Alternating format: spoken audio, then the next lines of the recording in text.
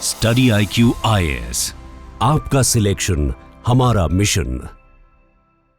दोस्तों, वक्त की वो काली स्याही आज भी हमारे इतिहास के पन्नों पर छपी है जब ब्रिटेन की हुकूमत ने भारत को गुलामी की जंजीरों में जकड़ा था। भारत को ब्रिटिश एम्पायर का ज्वेल इन द क्राउन बोला जाता था। उस दौर में हमारी संपदा लंदन की सड़कों को चमकाती थी। हमारे खेतों का अनाज उनकी मेज सजाता था और हमारी आवाज को उनके कानून दबा देते थे। 200 ईयर्स की गुलामी में हमारी जमीन से सोना निकाला गया, हमारे सूती कपड़ों को मशीनों में कुचलकर उनके बाजारों में भेजा गया और हमारी मेहनत को उनके खजाने में तब्दील कर दिया गया। तब शायद ही किसी ने सोचा था कि एक दिन ये दास्तान उलट जाएगी, लेकिन वक्त का पहिया ऐसा घुमा है कि आज वही भारत अब ब्रिटेन की अर्थव्यवस्था की डोर थामे हुए है। जी हाँ, भारतीय कंपनियां यूके में करोड़ों डॉलर का निवेश कर रही हैं, वहां के लोगों को रोजगार दे रही हैं और अपने दम पर एक नई दुनिया बसा रही हैं। हाल के आंकड़े इस बदलाव को स्पष्ट करते हैं। यूके में आज 971 इंडिया ओन्ड कंपनीज हैं जो 1,18,430 लोगों को रोजगार देती हैं और इनका कंबाइंड रेवेन्यू है लगभग $87 बिलियन।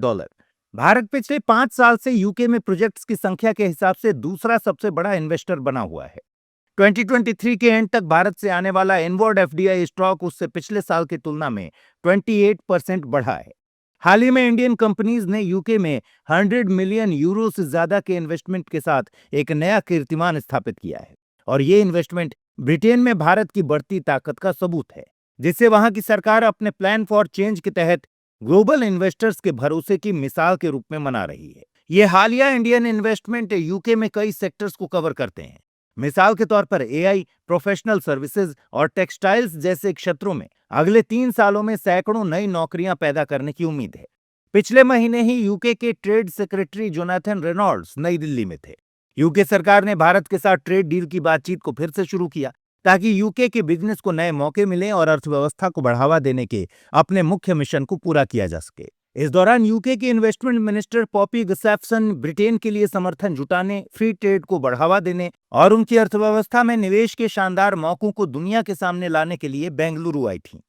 दोस्तों, एक इंडियन कंपनी का ब्रिटेन की कंपनी को खरीदना या उसमें बड़ा इन्वेस्टमेंट करना केवल व्यापार का मामला नहीं है, बल्कि उस जज्बे की जीत है जो गुलामी की जंजीरों को तोड़कर आजाद आसमान में उड़ान भर रहा है।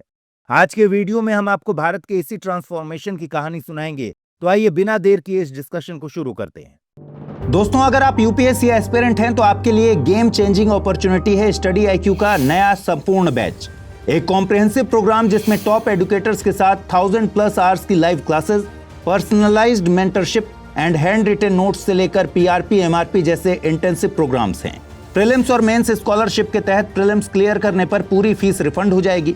टॉप परफॉर्मर्स के लिए हर मंथ 11,000 रुपीज का cash reward, economically weaker sections के लिए स्पेशल उड़ान स्कॉलरशिप भी है। X secretary Anil Swarup sir खुद गाइड करेंगे आपको इस जर्नी में। स्टडी IQ पर 2 करोड़ इंडियंस का ट्रस्ट है और अब संपूर्ण बैच के साथ आपका यूपीएससी ड्रीम भी होगा अचीव। सिल्वर, गोल्ड या platinum, choose the plan that fits your needs. आपको करना क्या है, स्टडी IQ वेबसाइट पर जाइए, यूपीएससी संपूर्ण बैच पर क्लिक कीजिए and once you click on buy now आप देख सकते हैं डिस्काउंट कोड्स। वहां पर टाइप कीजिए अमृत लाइव एंड आपको मिलेगा सबसे lowest price and obviously your IAS journey starts here. दोस्तों, इंडियन कंपनीज का यूके में बढ़ता दबदबा वाकई में एक रोमांचक कहानी है।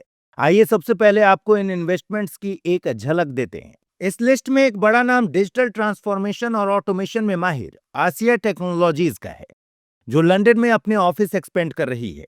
ये कंपनी वहां 25 मिलियन यूरो का इन्वेस्टमेंट कर रही है और अगले 3 सालों में कई सारी नौकरियां लेकर आने वाली है। इसके बाद शास्त्रा रोबोटिक्स को देखिए, ये मैनचेस्टर में 8 मिलियन यूरो का इन्वेस्टमेंट कर रहा है। साउथ इंडिया से पहली बार यूके में रोबोटिक्स का परचम लहराते हुए ये वक्त को नई दिशा दे रहा है। इसके बाद नाम आता है एक AI cyber Intel company deep sites का, जिसने लंदन में अपना ग्लोबल हेडक्वार्टर बनाया है। ये कंपनी 5 मिलियन यूरो के इन्वेस्टमेंट के साथ 3 सालों में कई नौकरियां जनरेट करने वाली है। ये साइबर फ्रॉड और बुलिंग के खिलाफ लड़ रही है। फिर भारत के बड़े हैंड नोटेड रग्स बनाने वालों में से एक जयपुर रग्स ने लंदन में अपना स्टोर खोला है। ये कंपनी भी 5 मिलियन यूरो के इन्वेस्टमेंट के साथ 3 सालों में 75 नौकरियां ला रही है।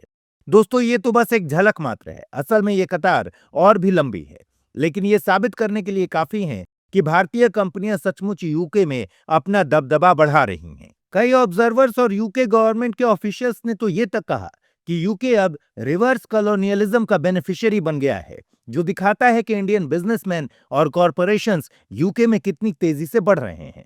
और ये सब पहली बार नहीं हुआ है। यदि कुछ बड़े एग्जाम्पल्स पर गौर करें तो 2021 में रिलायंस ने 100 मिलियन यूरो में फेराइडियन लिमिटेड को अक्वायर किया था। रिलायंस ऑलरेडी यूके में सबसे बड़े फॉरेन इन्वेस्टर में से एक है।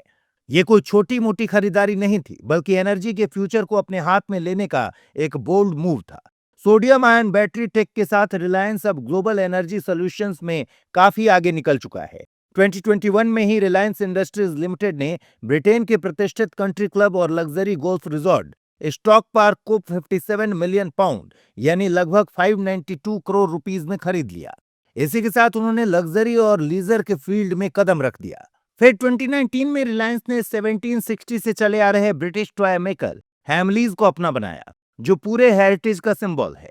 एक्विजिशन के टाइम हैमलीज के पास 18 कंट्रीज में 167 स्टोर्स थे।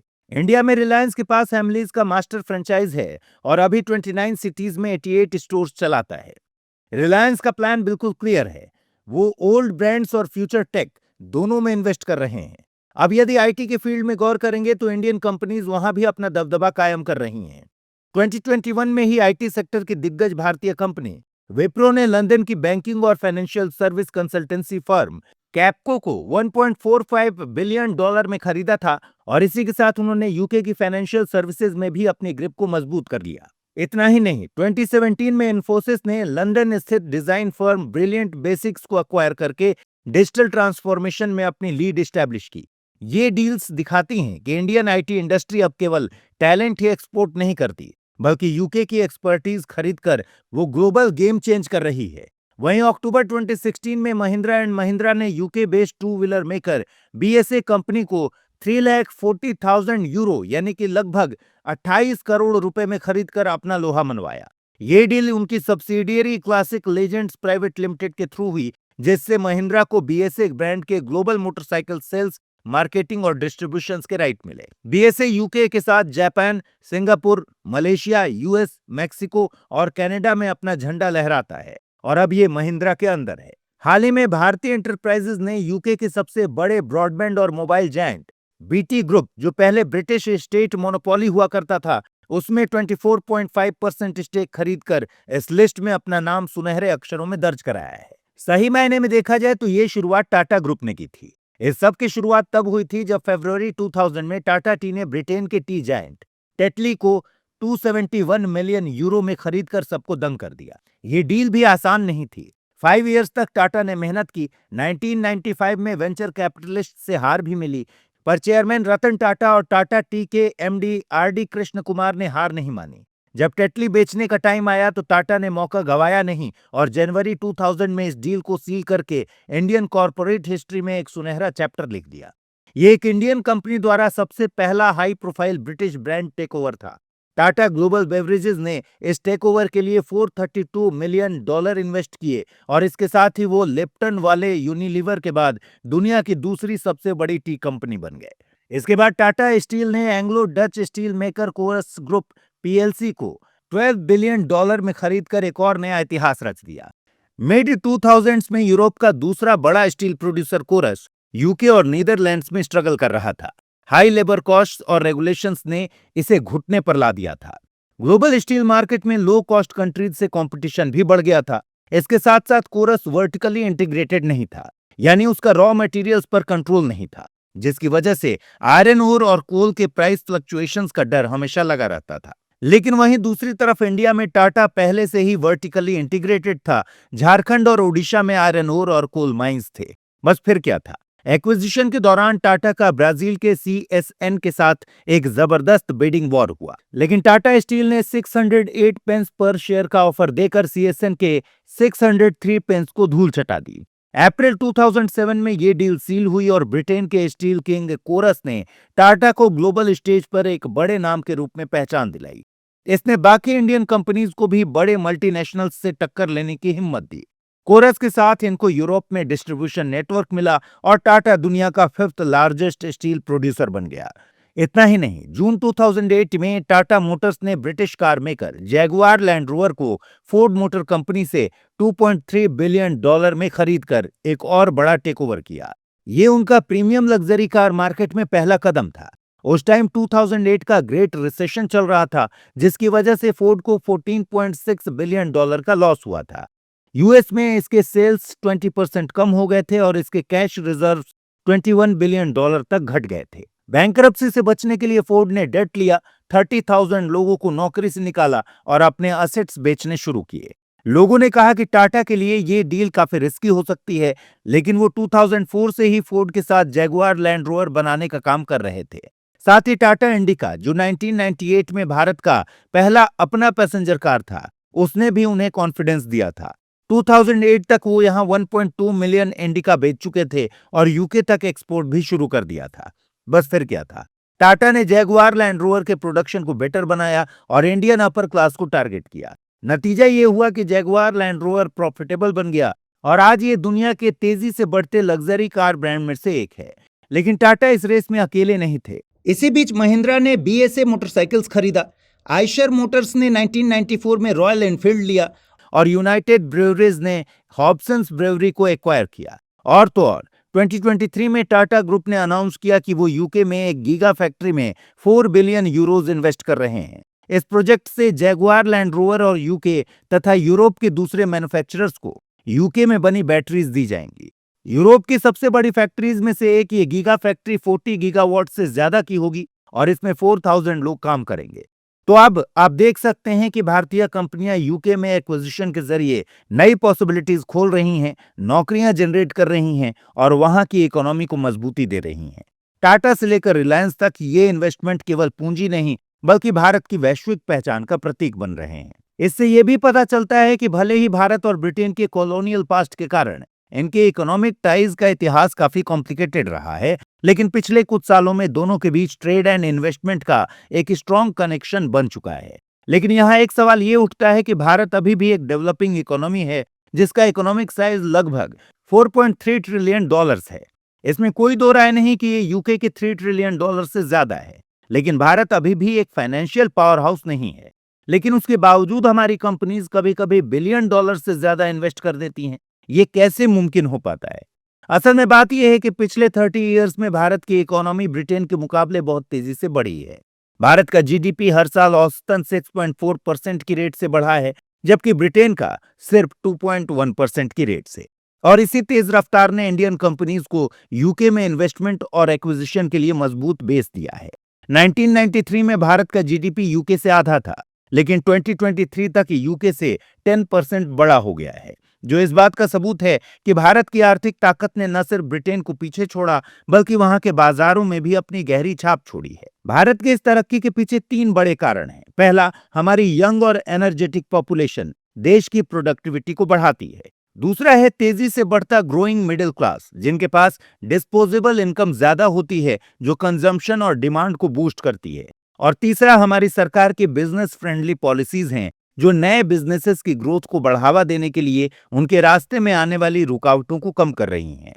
लेकिन इसके विपरीत आज ब्रिटेन के मैन्युफैक्चरिंग सेक्टर लगभग खत्म हो चुके हैं और उनकी इकोनॉमिक ग्रोथ काफी धीमी हो गई है। सिर्फ पिछले कुछ सालों में ही उनका नेशनल डेट 300 बिलियन पाउंड से बढ़कर 2.5 ट्रिलियन पाउंड तक पहुंच गया है, जबकि प्राइवेट डेट 1.2 ट्रिलियन पाउंड से 2.7 ट्रिलियन पाउंड हो चुका है।